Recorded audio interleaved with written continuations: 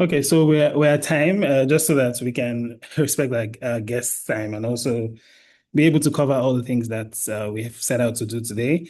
The session is being recorded so that we can have a version that we can refer to in the future. So here's the agenda. We just have four sections in today's meeting.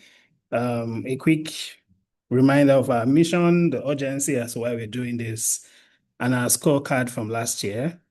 I'll take that session in roughly 20 minutes, and then I'll hand over to Policy Shapers founding team member Oteheri to take us through the fireside chats with our special guest, Mr. Chuks Ofulue in the house. That again will go on for another 20, 25 minutes. We have quick 5 minutes for questions before he leaves.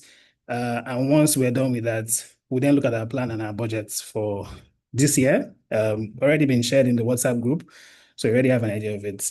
So just a quick review of it, and then we'll have open mic. So all the questions, thoughts, insights into how we can sort of like move the project forward this year. Would take that towards the final 25 minutes before we close. So that's what our agenda looks like. Just going straight, because of our time, going straight into a reminder of our mission and as to what has brought us together over the past 1 year when the Rivers 2050 Vision Project began. For most of us at Policy Shapers, this is one of our favorite quotes. Uh, our company secretary, Comfy, always shares these quotes most times with our projects. And I think since 2020, when we came together to start the organization, this quote has been, I think, sort of like an anchor for most of what we've done, for all of the projects we've worked on. The quote is by Frantz Fanon. He was a very notable figure during the civil rights movement. He has quite a bit of critics. He was a psychiatrist and social justice leader in his own rights. And I think that this quote is really powerful because it says, each generation must, out of relative obscurity, discover its mission, fulfill it, or betray it. And if you look across Nigeria's history, we've had several generations, right? If you go as far back as the colonial era, I mean, there's even the pre-colonial era when we had the great Oyo Empire and the Benin Kingdom and stuff like that. But if you even start from the colonial generation, I mean, you had people who fought against colonial powers. The colonies had guns and they had, I don't know, sticks and sticks and hands, and they were able to fight and resist until we're able to gain independence. And there was another generation that sort of like stewarded that independence, journey. Maybe not perfectly, but we're able to move us from that colonial era to the independence era. And then just like most countries who got independence across the world, whether it's Asia or Africa, a civil war broke out. And I mean, that's again one of our darkest periods as a country, because then you had a civil war generation where lots of lives were lost. Somehow country was able to go through all of that. I think still healing from a lot of the wounds from that period. But then you now have the military/oil boom generation, which again centers most of what we'll be discussing today around River State and the Niger Delta region. So yeah, you had a huge boom like most parts of the world, whether it's the Gulf region, there's oil everywhere, so much money, briefcases of money. We're told growing up that some leaders were carrying briefcases of money, 24, 25 briefcases of money, because the money was so much, right? And sadly, because that money wasn't put into good use, we're not planning for the future as a country really well. We moved from the military era to the democracy era, but still struggled with managing, the resources, the figuring out austerity measures and stuff like that, and then continue to move on into the consolidation of democracy phase in the Fourth Republic. Since 1999, we've still continued to struggle. And I think we've struggled up until today. And I think most of what has held us back has been the lack of foresight, the lack of long-term plan, and the lack of vision. And I feel like this, as an individual, this had been on my mind for a very long time, especially because when both Terry and I worked with Chuks at our former organization, Paint, we were able to work on quite a number of long-term planning projects. And we could see that like that's the foundation, right? Because out of the long-term planning project, you have things like expenditure framework, you have things like annual budgets that are drawn out of it. And so a state like River State that hasn't had one for close to 50 years, has just been spending blindly and spending randomly based on certain governors' wishes and thoughts. And so in 2022, on a work trip, I tell the story all of the time. On the work trip, I was going to India, and then we passed through Qatar, and we didn't even go into Qatar, the country, but just at the airports. This was during the World Cup. Just seeing how much growth and development they've been able to amass in a very short time. What, 30 years, they've been able to transform themselves from just being a desert to what they are now. And when you compare the fact that if you put Qatar and River State side by side, they're very similar. We have the same landmass, we have even more resources than them because they're just natural gas and petroleum. They don't have any water. They're there in the Arabian Gulf, just struggling with all those forces of nature. But we have a good loamy soil. We have glass sand. We have silica. We have so much more than I can even list here, and we have much more human capital. Right? Qatar, even when they hosted the World Cup, they had to go import people from Southeast Asia to come help them build their stadiums. But we have what, more than 7 million people plus on their population. So again, the question about why are we in this state, I think started to pop up in my mind a lot. And like I said, being part of those projects we did at Pinned, but also just seeing that whether it's the UAE or it's Qatar or it's Kigali or it's Lagos or even most recently Abia, every serious state or country that wants to move forward always puts pen to paper first. They design a vision for what they want to see and sort of like begin to put the resources together to go towards that vision. And I mean, River State, last time we had one, like I said earlier, was 50 years ago. That was in 1975 that we had a long-term plan last. And this was when we had a 25-year-old governor, the first military governor, Commander Alfred Yetes Spieth, whose vision, I mean, the vision at the time was part of Nigeria's third national plan. And yeah, that's what led to most of what is still there in the state here today, whether it's the glass company, which sadly is now defunct, or things like Rizon Palm and Parbot breweries and Point Block and stuff like that. So I mean, if young people as a generation, we think about like what should be our mission. This is a young man who was in his 20s. I was able to drive development at that time, and I feel like the question mark on us as a generation is like, if he could do it, why can't we do it as a people? So yeah, so while lost in that thought, I think it was like January last year, 2025, when we assembled the policy shapers team and we started to think deeply about this, wondering sort of like what role can we play in this mix? Because we know that the resources required to deliver a long-term plan are enormous. we are a young organization, so we definitely cannot afford that yet. But we felt like we could really do something about this. And the team started to think about sort of like what's the long-term planning process and what part of the process can we fit in, as a small organization. And so we said yes. So I mean, for every long-term planning project, there's a visioning section, right? Where there's a lot of visioning done, some foresight work, strategies are being drafted and pathways and roadmaps and stuff like that. And so we're like, if we can do a plan which will involve the civil service and the government and all of the bureaucracy, plus the fact that we had a state of emergency last year, we're like, okay, let's do the visioning part. So if you do the vision then becomes like the stepping stone for the sectoral plans and the policy development that will follow through. And so that's how this whole Rivers 2050 vision project came about. And again, it's still our attempt to respond to the question of what will be our generation's mission as a people. And we hope that as we've come together over the past year and for the remaining 9 months of this project, we'll be able to truly, answer that question and hopefully fulfill part of our mission, hopefully beginning of our mission as a generation. So why is the project important now? I think one of the most the surest thing is that the future will come, whether you prepare for it or not, right? I mean, if you look at the arrows now pointing at, because one of the things we did last year was look at data sets from several organizations, the ILO, the UN and stuff like that, Deloitte, and several private organizations, looking at sort of like potential risks that River States would face over the next 25 years. There are things like population explosion, where we're currently at 9 million people, but over the next 10 years, we could grow to 15 million people. Again, do we wait till we get 50 million people and get overcrowded before we start planning? The fact that energy is such a big issue now, states like Abia can say they are disconnected from the national grid, but River States with all of our resources are still plugged to the grid, and we continue to struggle as the national grid struggles. Things like sea level rise across our coastal communities. Several data points have shown that by 2040, most of our rivers coastal communities will be underwater. So how do we plan for that? How do we preempt that and begin to prepare ourselves for those kind of things? And there's several other risks as well that we hope that we can address in the book.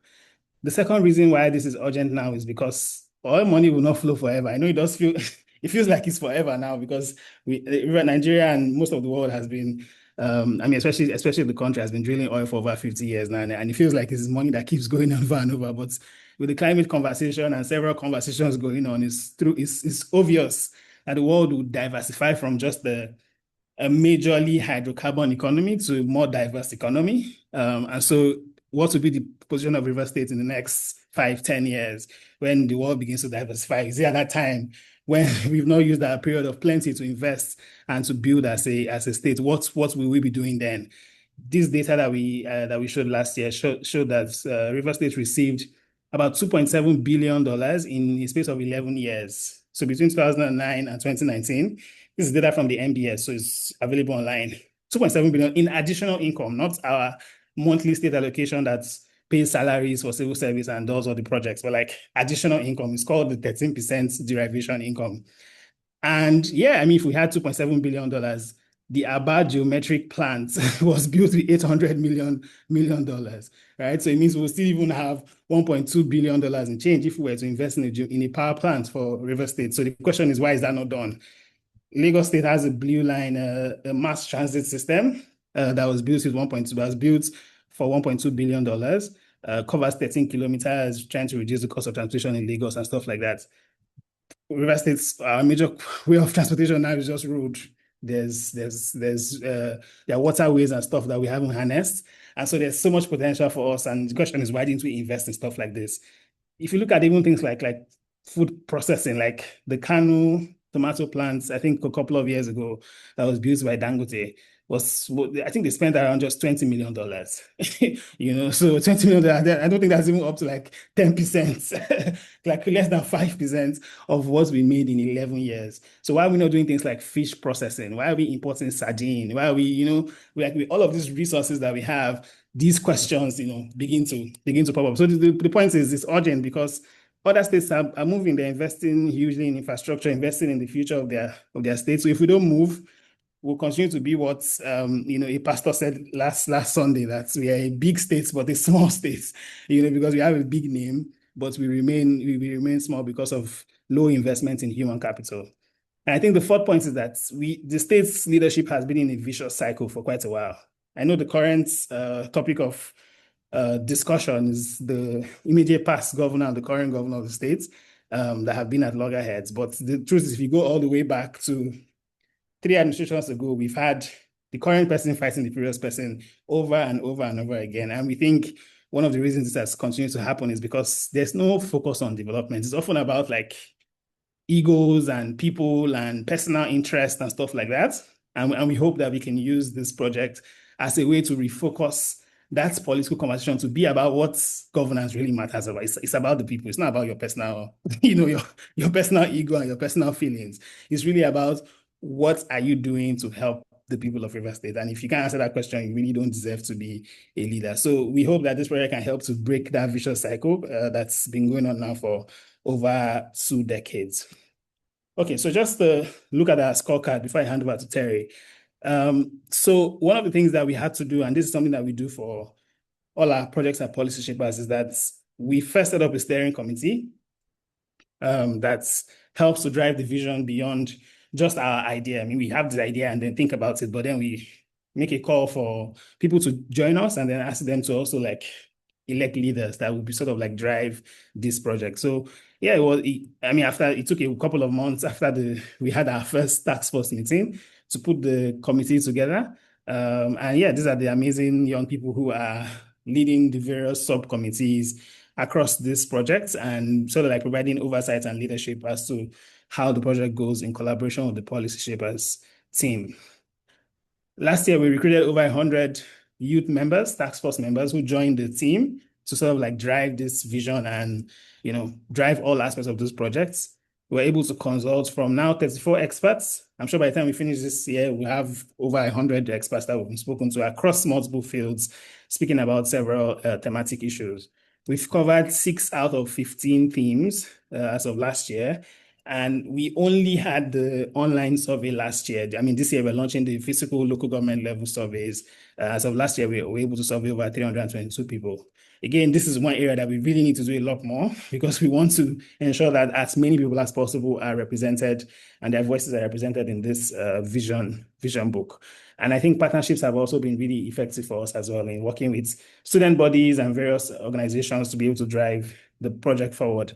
Despite the fact that we're just starting out last year, the idea behind our work was already recognized by the School of International Futures when we got the fellowship for the next generation foresight practitioners. This is an organization based in the UK, one of the leading foresight organizations in the world. And yeah, we continue to get, throughout this year, we'll be getting like supports from them, whether it's financial or other forms of support, to be able to ensure that we deliver this project by October.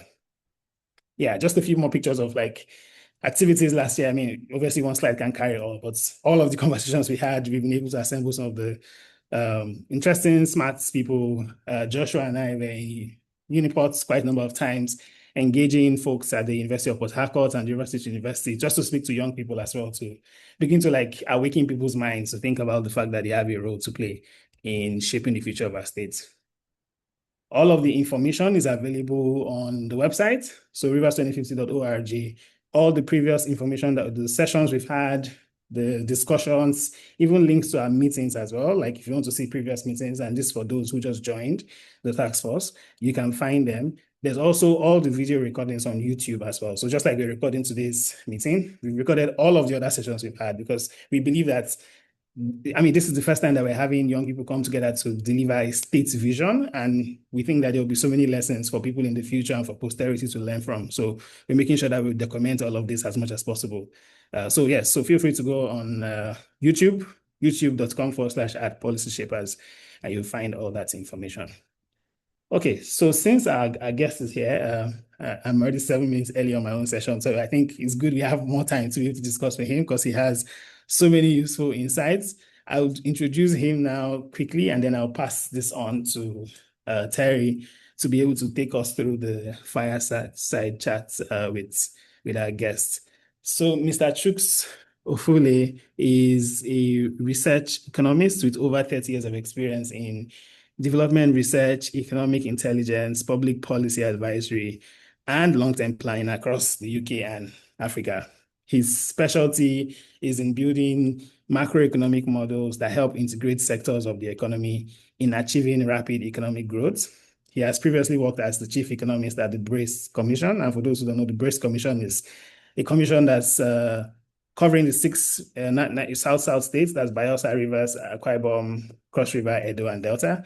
And he's also currently the advocacy lead and manager at the Foundation for Partnerships Initiatives in the Niger Delta region. And that's an organization that both Terry and I have worked at. I think even Matthew should be here somewhere as well. So that's an organization that has built a lot of sort of like the work that we're also doing here at Policy Shapers.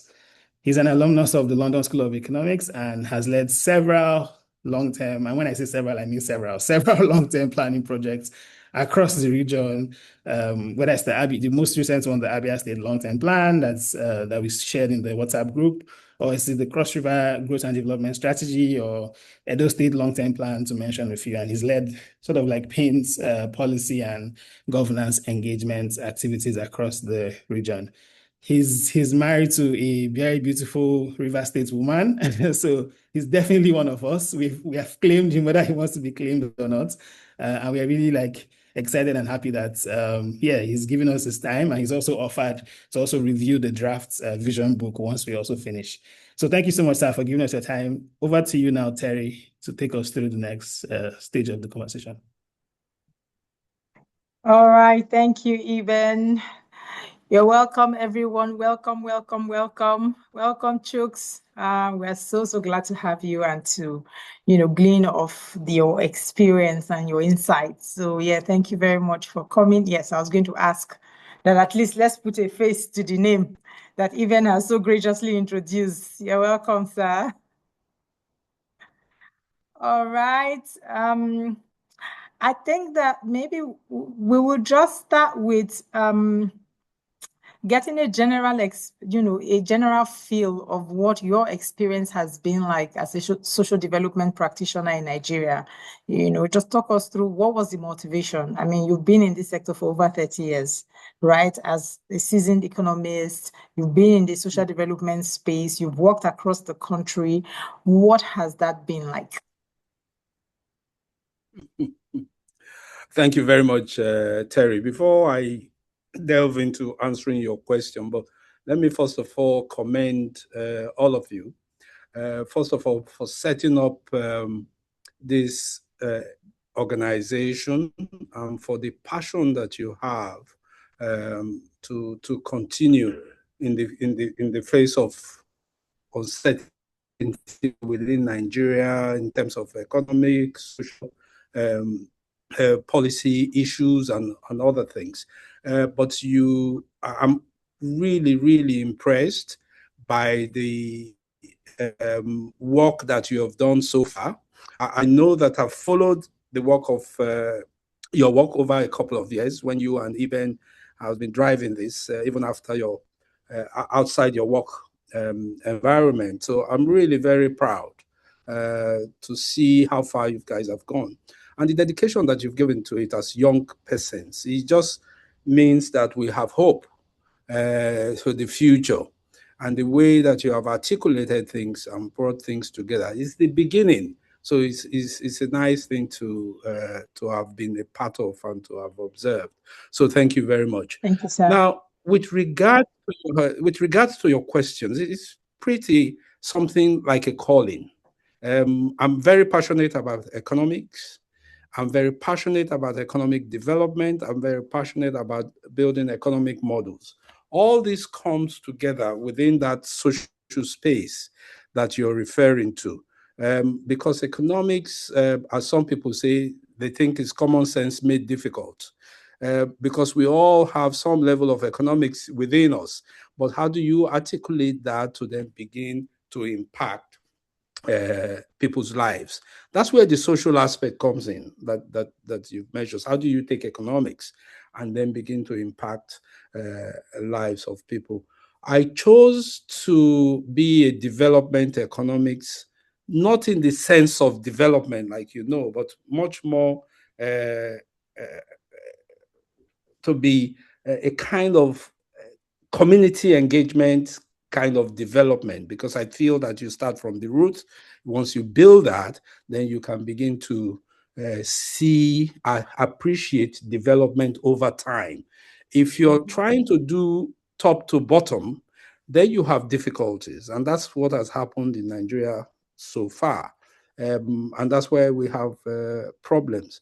I've done this for economics that were completely damaged and destroyed, like in Rwanda and in South Sudan. So I can tell you the difference in terms of the approach that we are taking in Nigeria and also the approach that other countries that you're beginning to see some level of development occur. The other thing that needs to be noted is that development is a mindset. If you don't take anything away from this conversation, take that away. It's a mindset in the sense that you have to have the mind that you want to develop. You have to say, I want to build 10 hospitals because my population is increasing, and this population is largely infants and older people. And also the middle being young persons like you. I want to be able to develop the health sector.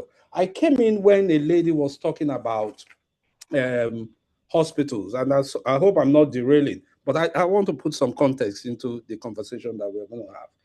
And she was saying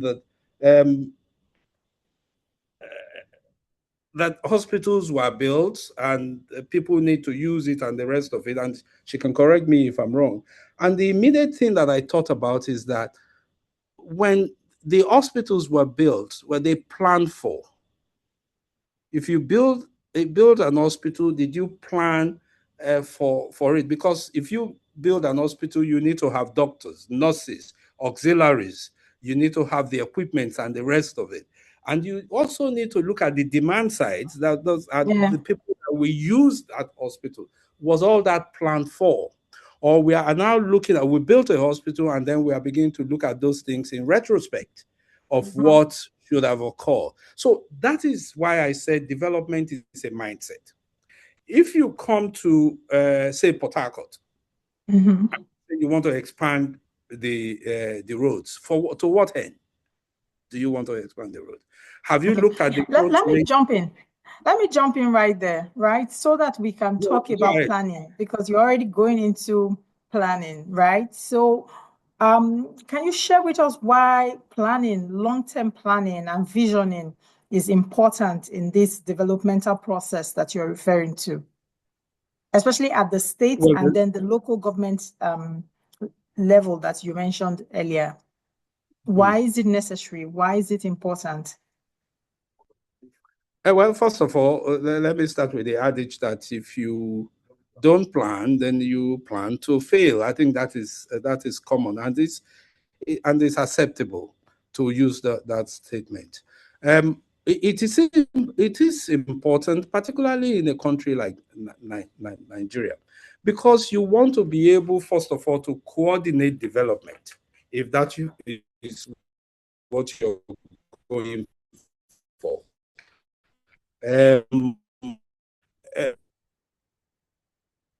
You also want to be able to have a trajectory over a period. I give you a very good example. Let's go to the hospital B8 in the UK, when the Labour Party was campaigning to come into power. The Prime Minister at the time said, listen, I will build 6 hospitals. Then I was working at the Treasury. The Treasury is like your planning department. And all of us within that Treasury started scanting around to say, listen, this guy is making a commitment to build 5 hospitals. How is that going to happen? We don't have enough doctors. We don't have enough nurses. We don't have enough students. So we needed to then put in place a plan between that time and 5 years that he had made a promise. What were these plans? We went into the universities. We started looking at the curriculum for doctors. We found that people are exiting medicine to then go into ICT and the rest of it. We had to create an incentive for people to then begin to study medicine, reduce the. Then we said, okay, within 5 years, you can train a doctor. What is the gap that you need to fill? Then that was when you saw that the UK was bringing in doctors from Nigeria, from Ghana, to fill that gap, from Egypt and the rest of it. So that was planned for. So by the time the hospitals were built, they were now set to have the personnel that we go and work within that. I wanted to paint that scenario to tell you in a simple terms that you have to plan. And you have to plan for the plans that you want to do. The idea of local government planning and the rest of it, you can disaggregate that, because you can start from local government to plan and then to go up. And you can also plan the other way round. If you recall, the Abia state plan, Edo state plan, started at the top. But then we had to go down to the local governments to speak to stakeholders, to see what they have and what they will prefer to have, to also not use what they say, to observe what is needed in those. So you can integrate both. In other words, you can start from the states, then you go down to the local government. You can also carry out your mapping from the local government and go back up to the states. Thank you. Thank you very much. You have a vast experience when it comes to long-term planning, right? inside Nigeria, different regions of Nigeria and outside Nigeria.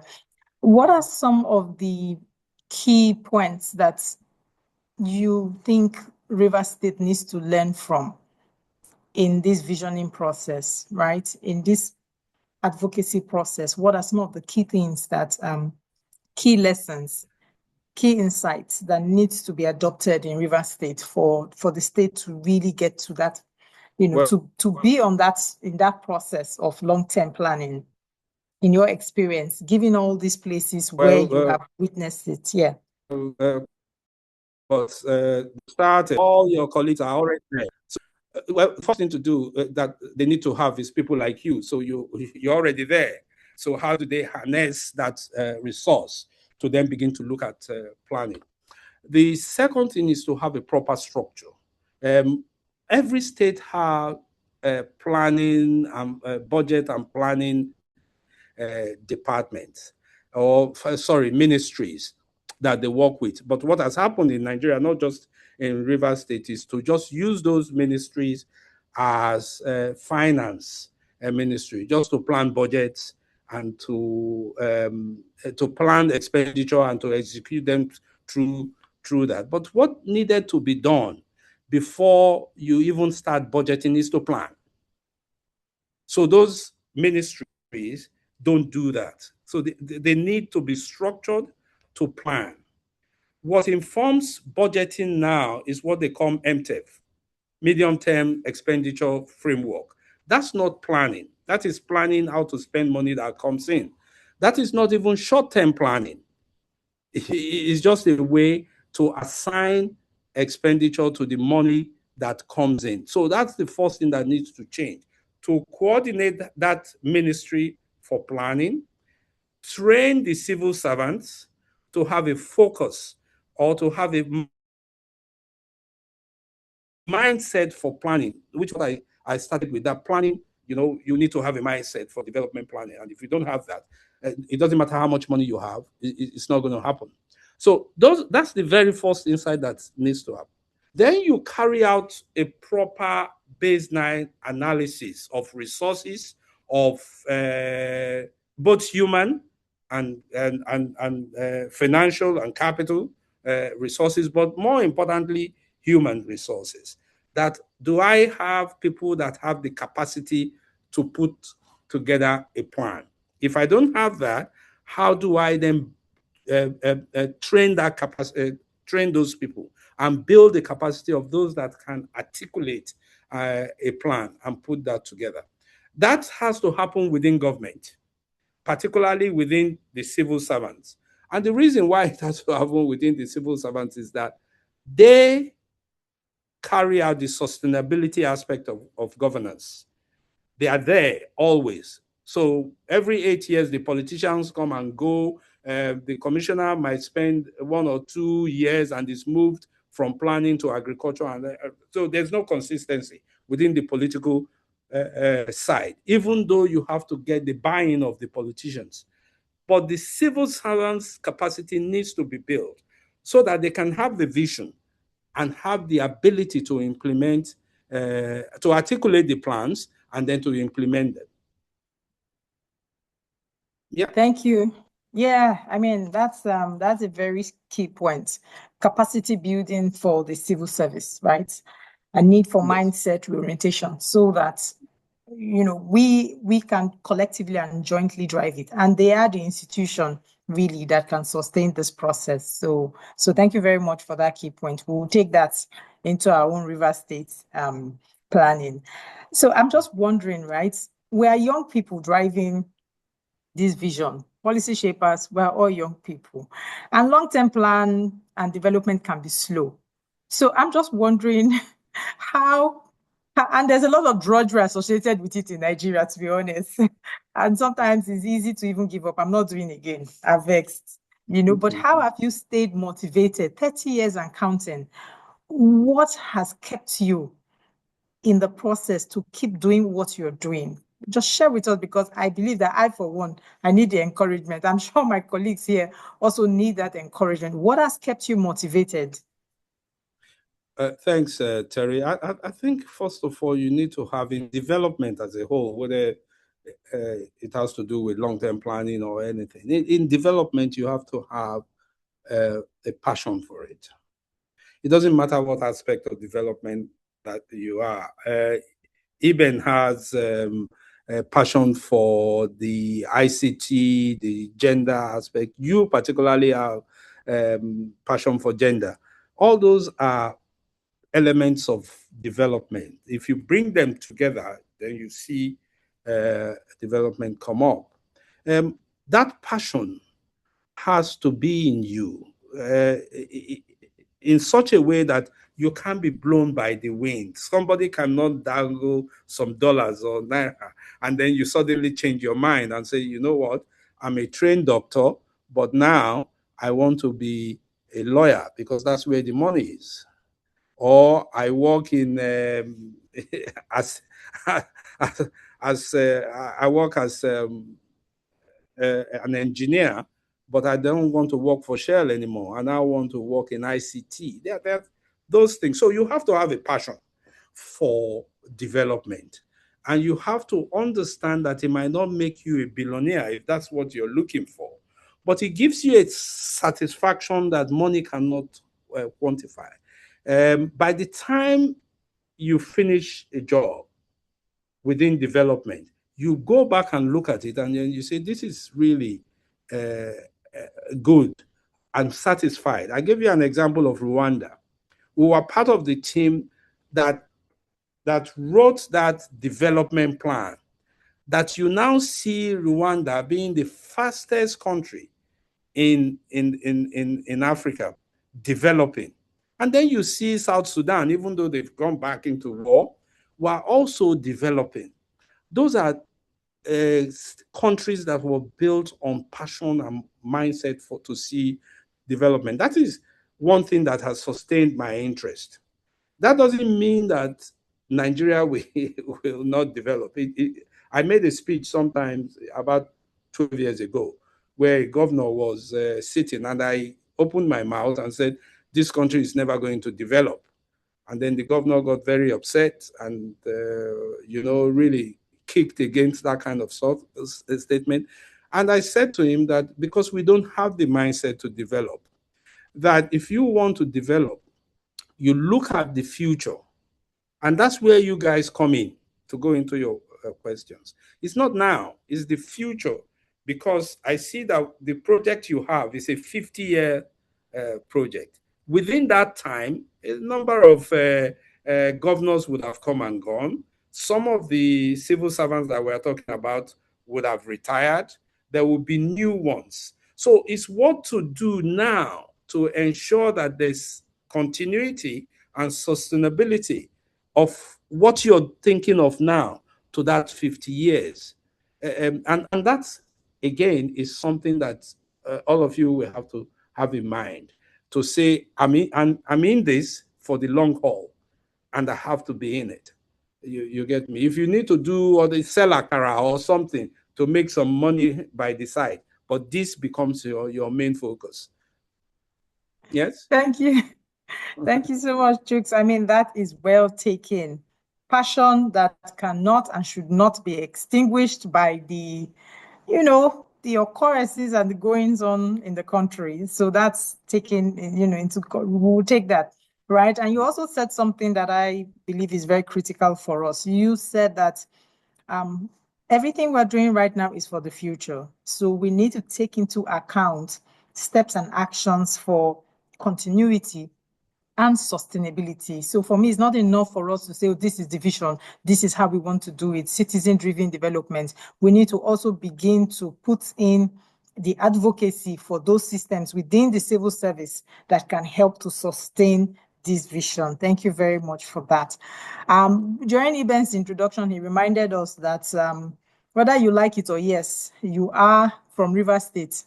From Rivers State by virtue of marriage, by virtue of you've been resident in Rivers State for at least 15 years, if I'm not mistaken, right? You have seen a lot of development in Rivers State. I can say that because I mean the Rivers State I came into in 2002 is definitely not the same Rivers State I visited in 2025. You know, so I think for me the question is, what do you envision? Let's even begin to let's take it from that point. You've seen a lot, but in the next 25 years, what would you like to see in Rivers State?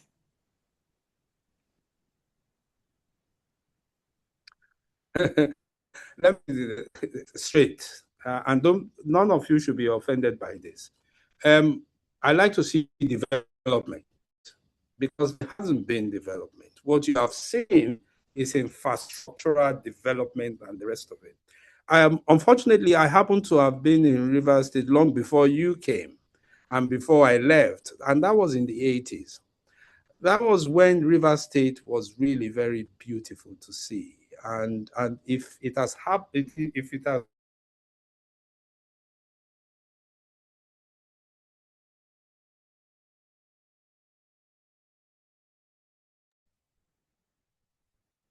Looks like we lost Chuks.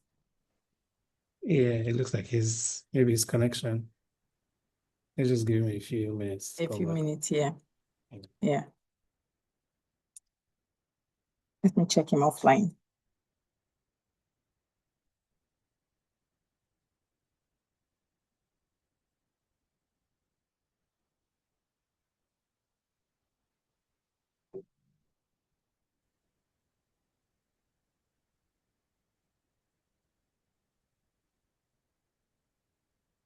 Yeah, seems like his connection.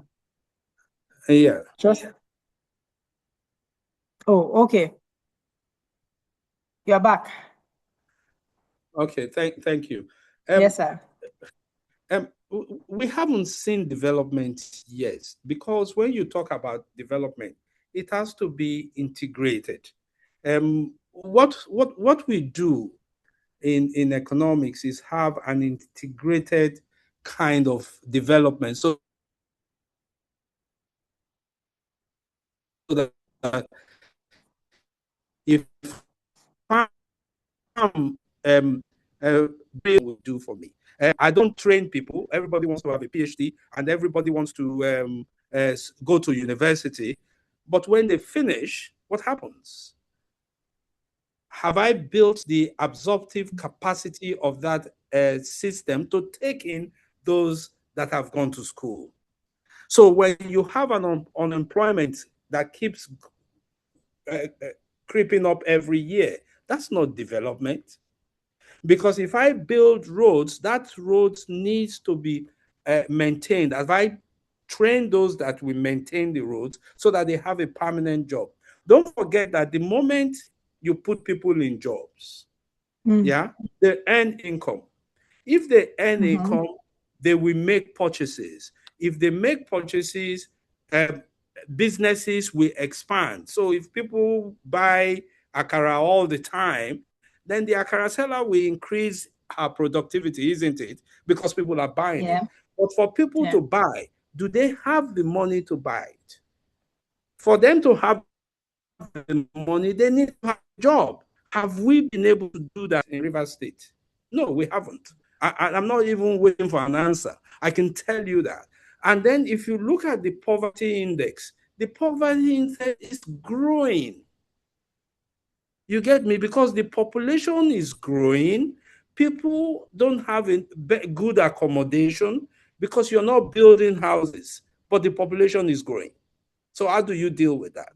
People don't have access to health, good health, because again, the population is growing. So what is building road going to do for them? The farmers don't have enough access to land to be able to farm, to feed the people. 80% of what Rivers people consume comes from the north, whether you like to believe it or not. All you need to do is look at the number of trailers that are coming that is bringing yam, tomatoes, onions, pepper, and where you find yourself is at the consumer end. So if you're always consuming and you're not producing, how are you developing? So there's no development yet. So it's a bad thing, but you can get a good thing out of it to say, okay, let's start from the base and assume that Okay. we have not done anything, and then plan and use the plan that you guys are putting together to then begin to start from the beginning. Don't go out and say, oh, we have farmers. No, you don't. Assume that you don't, and that you're going to build farmers. You're going to train farmers and build their capacity. So for me, the question is a non-complaint. I mean, it's something, I haven't seen development. I'm sorry.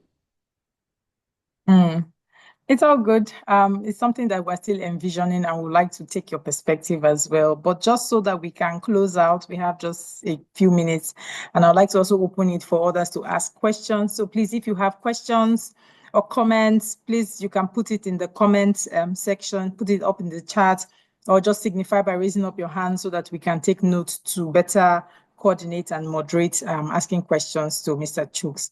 So the last question before we taking, input from our colleagues is, what last words would you have for this task force that is envisioning the Rivers 2050? In your experience, in your work, you've worked with multiple stakeholders.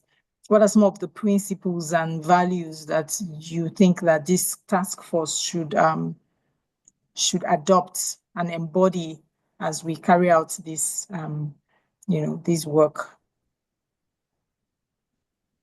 Thanks, Terry. I think, first of all, you need to set out the pillars of development that you want to see. And when you set out those pillars, look at how you're going to articulate the pillars. Because if you say you're looking at the health sector, don't start by saying you want to build hospital, you want to do that. What are those things the health sector will require? Who are the people that you need to speak with? We did it in all those states. The big part of all those long-term projects was stakeholder engagements.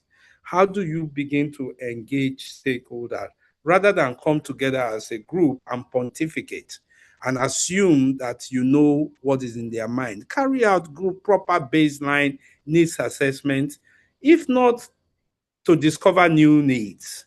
Let it at least validate what you already have, so that by the time you begin to plan based on the baseline that you have, you are more assured of where you're going to go to. That doesn't mean that there won't be changes along the way. I mean, the system is dynamic, and there might be changes, but it just makes sense that you have that baseline to then drive you in terms of planning. I always do that. In fact, my brother always writes down every morning what he wants to do. Every morning that the day comes, he writes down what he wants to do, and he follows it through. He can achieve some he cannot achieve, but you need to have that baseline. That writing down is something that will be a continuous process for you to eyeball what you're looking to do. Don't forget that there also, because we are in a federal system, most of your thinking will be impacted by the center. So it's not all about what you want as a state. It's also how are those things that you want, how are they impacted? How will that influence you to plan for yourself? Abia State is a very good example. While they are relying on the center, they are also planning within their own resources and the environment where they are to then see how far they go in terms of development, and they are doing pretty well. Thank you. Thank you very much for that. So we will take that on board as a task force, as a group, to ensure that we're able to map out all our stakeholders, not just in River State, but beyond River State, to see those who can actually impact the work we're doing here and begin to engage them to get their insight, to get their buy-in, and to get their input as well. So that's taken. And you also mentioned something around carrying out a baseline. Just do a survey, rapid assessment. Let it not be anecdotal. Let it not be from, the National Bureau of Statistics. Let also carry out our own, how be it small, just to get a sense of with the reality on ground. After all, we are the ones in Rivers State. So thank you very much for sharing those two valuable principles. So I'd like to open it up if there are questions. I don't see any in the chat right now. So if anyone wants to speak, ask Mr. Chuks a question, please go ahead. He's here with us for the next 5 minutes or thereabout. You've taken more than 20 minutes, That's what you told me. Yeah. Thank you. Thank you for your time. We greatly appreciate it. Thank you. Okay, in the absence of questions, I would like to pass it over to Eben so that we can continue our task force meeting. Thank you very much, Chuks, for your time. We greatly appreciate the insights that you've shared with us today. Thank you very much. Back to you, Eben. Thank you. Thank you so much, Terry. And thank you so much, sir, one more time. We can't thank you enough for your time and for everything that you've done for us, and also for your mentorship as well. I feel one of the reasons why both Terry and I can be comfortable doing this is because you mentored us really well. So thank you so much as well for that. And we hope that that investment continues to yield a lot of fruits as well in all the work that we do. So thank you. Thanks a lot, sir, for your time. Okay, folks. So I would reshare. And sir, you can feel free to jump off. I can leave. Yeah. Thanks everyone for listening. Sir, thank you. All right. Thank you.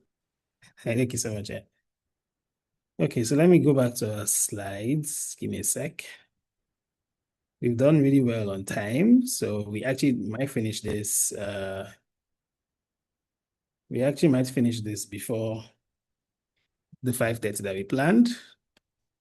Okay, so this section now, we'll look at the 2026 plan, the 2026 budget, and have the open mic session. So people who might have questions, thoughts, feedback, suggestions, especially those who are just joining the task force, who might have questions.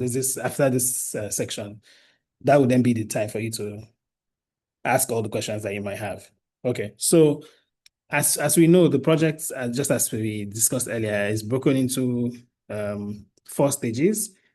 Well, five stages, sort of. We had the task force formation stage, which we've passed because that was done last year, and then we broke into subcommittees. Now, for the people who are just joining the task force, later today or sometime tomorrow, we'll share a link to the various groups so that you can choose one of the subcommittees for you to join. Again, we don't believe in joining subcommittees for the sake of just joining committees. It should be a place where, just as Chuks said, you're passionate about any of the things that they're doing. And we'll also put short descriptions as to what the deliverables for each committee is. As Chuks spoke really eloquently about the need for data gathering and ensuring that we have our own baseline information, the survey committee is fully focused on that. They've been doing online surveys and now transiting to physical surveys across the 23 local government areas. And so between January and April, they'll be working closely. I think, we shared the plan in the WhatsApp group. Perhaps we would reshare for the new people who are joined, but they'll be working closely with a research organization to be able to do this, especially in areas where there's no access to internet and telephone conversations and stuff. Might go to some of the riverine communities as well and hold town hall meetings. So this is something that will be happening. So if this is an area where you have expertise in data analysis, data gathering, survey tool design, all of those kind of things, please, that's the space you're supposed to be part of. The survey team needs a lot of help because the data that they get is the citizen's voice about the next 25 years. And I think that's really, really critical for the vision book. So that's the first committee. So that's the work they'll be doing. And by the time they finish their work in April, they will hand their data over to the book committee to be able to continue work on the data-related aspects of the writing. The next committee is the focus group committee. So all of the focus group discussions, key informal interviews. So if you go to the YouTube, you'll see that we're speaking to, we said now 34 experts across 15 thematic areas. We've covered 6 thematic areas so far. And so we have 9 more thematic areas to cover between now and May. The FG, I think at some point I will allow Bira to speak, the FGD committee chair, because I know they have a plan and they've met already. But if you're good with, you have a great network, of people across various sectors. You can moderate conversations, you can write reports, etc., like meeting reports and stuff. It will be a great space. And again, just as a caveat, each person will be on just one committee because we don't want people to be overburdened by too much work. We want you to be able to commit to one thing. So each person will just join only one committee. So even though I share the various committee links, please just join one. Don't join two, because we know it's not even possible to be able to serve from more than one space well. So yeah, so the FGD committee, their work is going to run from now till May. We have 9 thematic areas to cover. We'll have focus group discussions, but also some key informant interviews as well, and some town halls. We need to do a town hall with the Gen Zs and Gen Alphas. Thinking around that, that's something that we're also still figuring out how we're going to do that.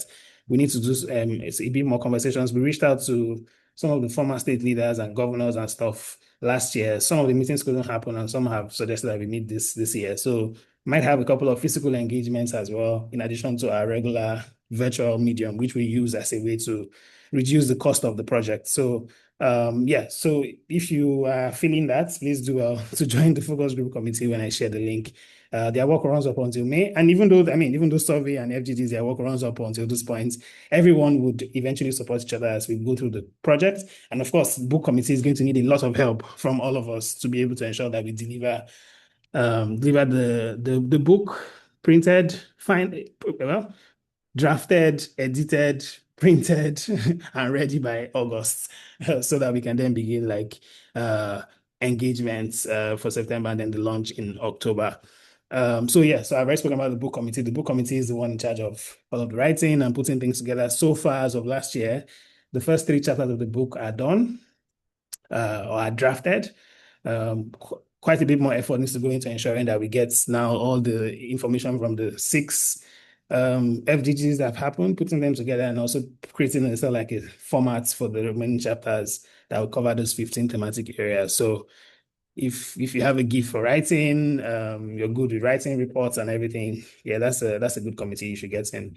And just like I said, please, let's not get in the committees just for committee's sake. Nigeria has a committee culture where we keep forming committees, and so many committees without any movement. We want to change that. If we claim to be the different generation, I think this is a way to change that. So please be active when you get in there. The subcommittee chair would, of course, share responsibility around. Please, let's do well to support. If it's our project, we should all be contributing towards it. And then the final committee is the launch committee, which would be sort of like leading all the stakeholder engagements as well, especially when it comes towards accepting the vision. The project is non-partisan, so obviously we're not tilting to any particular leader or individual, but we have, of course, ensured that we've reached out to all of central board, to all of the former state governors, current state governor, before state of emergency, after state of emergency as well. So that's part of the things that we'll be doing. So the launch committee will ensure that we can also formally present this to the governor, and also ensure that we can get the parties as well engaged as well, because the dream is that in October, we wouldn't just be launching a book, we would also be trying to set an agenda for elections, because October will be, 3 months to the general elections, 3 or 2 months to general elections. And I think October is when campaigns actually officially start according to INEC's proposed calendar. So we hope that we can get this vision book as soon as possible to the hands of the various parties, so that candidates can actually begin to design their campaigns and manifestos from the vision. This is what the people want. So if we're saying we're going to X and you're going to Y, you're on your own, so we hope that we can use that to make our elections an issue-based election, which is one thing that Rivers State has missed for a long time. And if you can already see what's happening, there's so much pomp and playing and drama going on, and we hope that we can sort of use this to calm everybody down and say focus on what is most important. And so, yeah, the launch committee has their work cut out for them, even though their work sort of begins in August. Most of the work begins now, to ensure that we can get all the right stakeholders, whether it's folks from the House of Assembly and the local governments, to ensure that we also get their insights as well into the book. So this is an overview. The version that is shared in the group has more details into what will happen month by month. But this is an overview of what the work for the next 9 months looks like. Yeah, so that's that on the plan. I talk about the budget, and then we'll do the open mic. So for the budget, we have like two-ish two budgets, sort of. We have a plan A budget and a plan B budget. We probably would even have a plan A star budget as well if we can get a lot more resources to be able to deliver this project.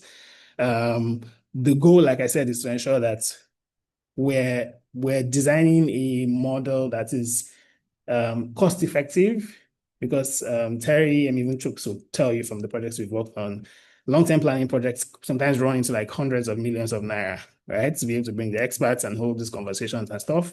And, we hope that using technology, we're able to somehow disrupt that process and sort of like create a cost-effective process as well to be able to ensure that we get this done, so that the government doesn't have as much complaint if we've been able to take out this huge chunk. The first three steps of the planning process done, the next three steps should be easier for the government to be able to deliver on. So that becomes like the next phase of our advocacy work. Okay, so back to the budget. This is a plan A budget. It's about 6.2 million, and this includes the launch. Obviously, this amount wouldn't get us like a very big haul or anything. So that's what I'm saying. We need a plan A star budget as well, where we're thinking about like what's the biggest haul, what's the biggest channel, that needs to come and cover this and everything. But this is sort of like a conservative-ish plan A budget, covers design and printing. Some of these costs might also be reviewed upward, as we're still speaking with quite a number of these vendors as well. We're also hoping that one of the ways we're also going to get the next generation involved is to do an essay competition for schools as well, where schools are then students across the local government areas are sort of like invited to come take part in an essay competition, where they now be asked to also envision what they want the state to be in a particular word limit. That's definitely something that I'll be working with, Recycle, all of the organizations that we engaged last year to be able to figure things out. I think I saw Dr. Ann on the call earlier. So yeah, so if we're able to get these resources, that would really be a good thing. Because again, the vision is also for them. It's not just for us. They would live longer and experience a lot much more than us. And so I think that's very key that their voices also are represented in this exercise as well. So that's plan A budget. We did a plan B budget that's quite conservative. That is to say that if we don't get any money at all from anywhere, and we're like, we just have to get this project done. This budget covers survey, covers the printing, editing, design of the book, and the launch. Those are just the three things that we budgeted for. And obviously the launch is a very minimized launch. But obviously ensuring that we get as much copies of the book as possible shared across the civil service, but also, of course, given to the state's government and also to the state library and stuff like that. Those are things that we need to also do.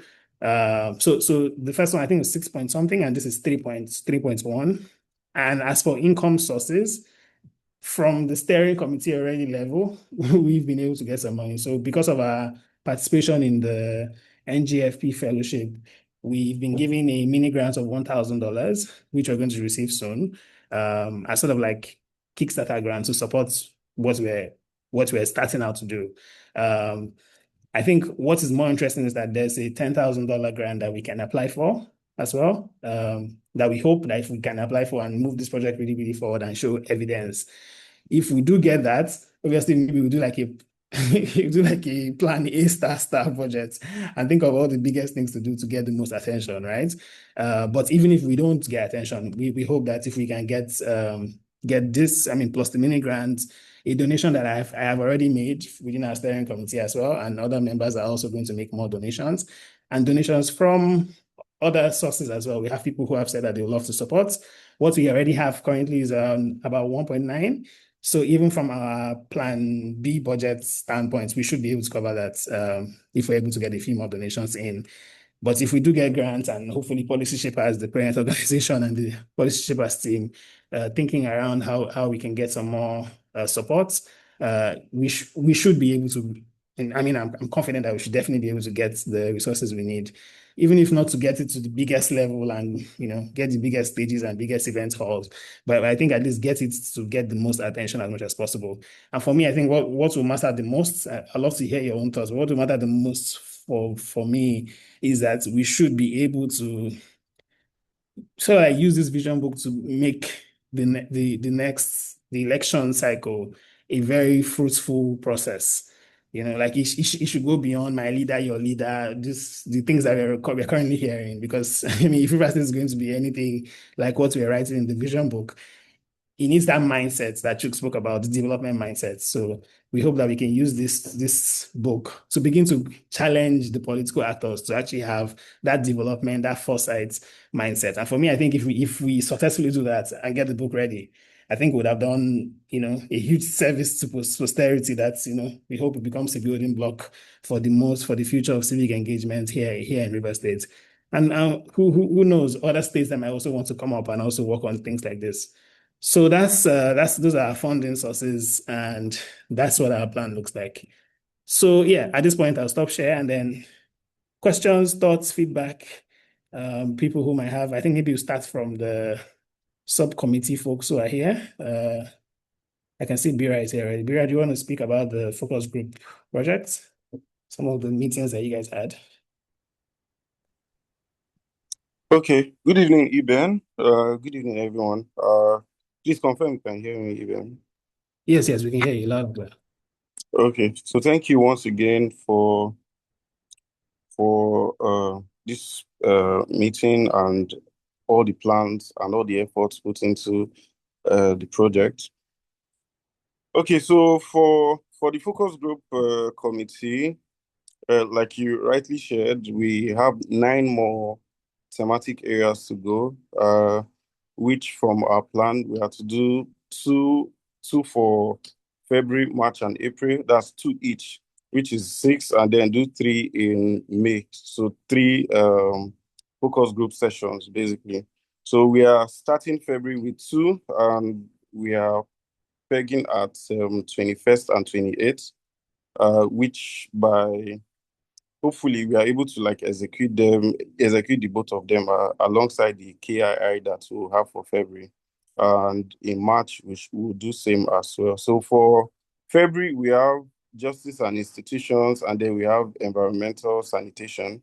And by this week, we should confirm our speakers and get ready for 21st and 28th, basically. Thank you once again. Thank you, everyone. Thank you so much, Bira. Udokama, do you want to share? Or anybody else here? And this can also be a time to also ask questions for those who may have questions as well. Okay, good evening, everyone, and Happy New Year.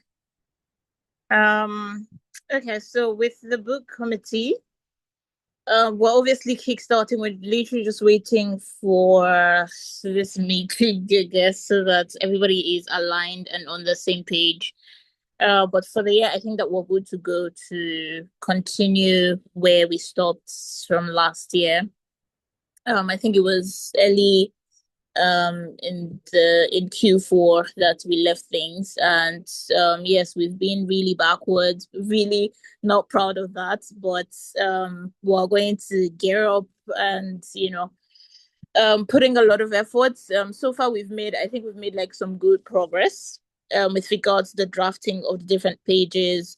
We do have about 3-4 chapters, if I'm not mistaken, to complete. And if we've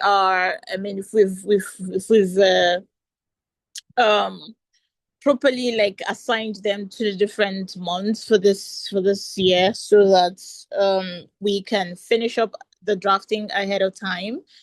Also, we're also still trying to, we've identified some good publishers. We just need to finalize on who would eventually work with us on this prestigious project.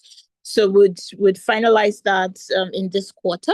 So we have at least from now till next month to pick a publisher, send across the drafts that we've had so far, and at least for the next foreseeable 3 months, which is now entering Q2, we should have finished up all the drafts, because we're also do plan to have like a massive drive or like awareness for the book, just putting out some exciting content so that everybody is excited about the launch coming up later in October. So we're going to spend some good amount of time also planning for how that media would go in terms of telling the story on what people should now expect from the book. So we're going to spend some good amount of time, perhaps 2-3 months, to do all of that while every other thing is going on simultaneously. But yes, so far we believe that we'll work with the timeline that we have to ensure that everything is ready before October. And I'm talking about the hype, talking about like the physical copies of the book, and perhaps even have some people pre-order them ahead of the launch. So yeah, we'll just need to consolidate all of these ideas and actually putting the efforts. That, I mean, this year we're really all about actions rather than speaking a lot. So if you're on this call and you want to be on the book subcommittee and you promise that you're going to put in the efforts rather than just join a committee and go ghost. So we'll be happy to have you come in and support in completing the remaining chapters that we have, so that we're really up to speed on the timelines. But yes, thank you. And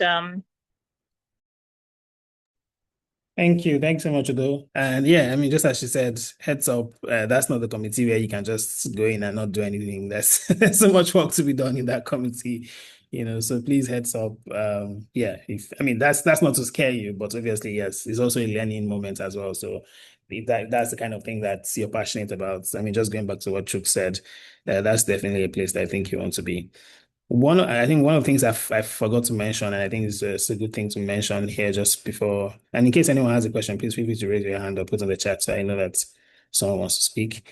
One of the things that we also said we're going to do, because I mean, this is not a paid project, obviously. Nobody's going to be paid for their time or paid for their investment or anything like that, is that one of the ways we're going to put like a marker for the future is that we're going to ensure that in the first couple of I forgot in the book committee remind me, but the first couple of pages of the book would be celebrating, more like doing a honor roll of everyone who's contributed to the project.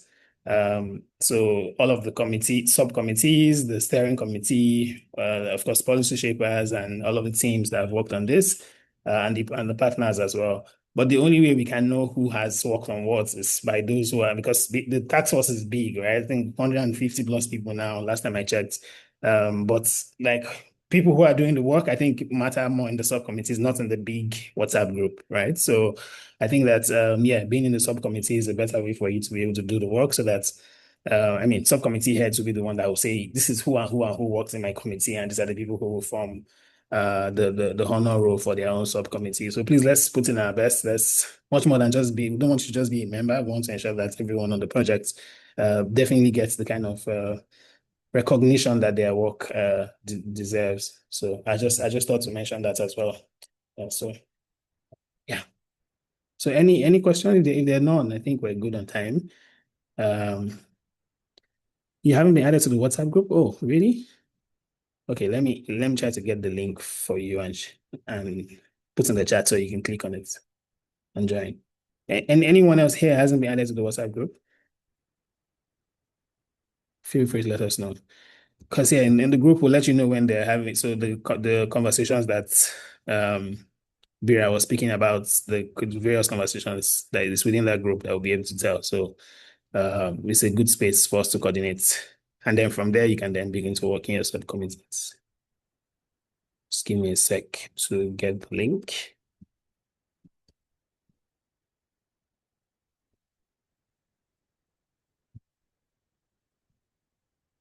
Okay. Any other questions or any other thoughts before we wrap up?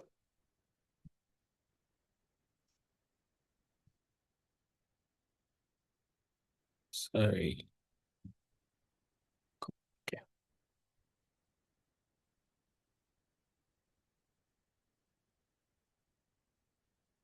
Oh, I can see Queen as well saying they haven't been added. Okay, Queen, I've replied to your message, and Samson, I've replied to your message as well. So if you click on that link, it takes you to the main group. Sometime tomorrow, so I'll give people some more time to join the group. Sometime tomorrow, we'll share a list of the various links to join the various subcommittees, and you join just one of them. Just like I said, nobody should try to do more than one. So that's something you're able to. Yes, thanks, Chema. We'll also share that. Yeah. Thank you so much, Dr. Anne. Hopefully we are able to get the funding we need, because I feel like we need to really engage our students in our schools, and I know that that's something you're deeply passionate about. You've been doing amazing, exceptional work in that space, advocating for the plight of public schools across the states, and ensuring that we get the resources that we need. So yeah, so there's so much work for us to do this year. Hopefully we get all the resources we need to make it happen. Yeah. Okay, folks, let me not take much of your time, but thank you so much for your time. Thanks to those who have joined, those who watched the recording. Thank you as well for watching. We hope that the session was useful. The Policy Shapers team thought that having Chuks come share, and we'll see how we can have some experts coming from time to time is useful. I mean, just as Chuks said, the things we see in Rwanda and all, I mean, those are things we talk about on our on our meetings. That's someone who has worked on those things, and I mean, we can definitely see how far the country has gone. And he's also offered as well to say, once we're done with our drafts, we should share with him, he'll be able to give us free insights into like how to shape it up or make any kind of changes that he thinks we should make. So definitely someone that will be happy to have continue to support us. And if you know other people in your network as well who have done this kind of work, that you feel will be great as mentors to support us, to help us open up networks, whatever it is that you feel will be useful for the project, please do well. This is our state. This is our region. This is our country. And yeah, I mean, what will be our generation's mission? Back to the quote again. What will be our generation's mission? And I hope we can fulfill it, not betray it. Thanks, everyone. Have a great week ahead, and see you on the WhatsApp group. Thank you, Eben. Thank you, Have a Ben. nice day, everyone. Thank you, everyone. Bye. All right, bye.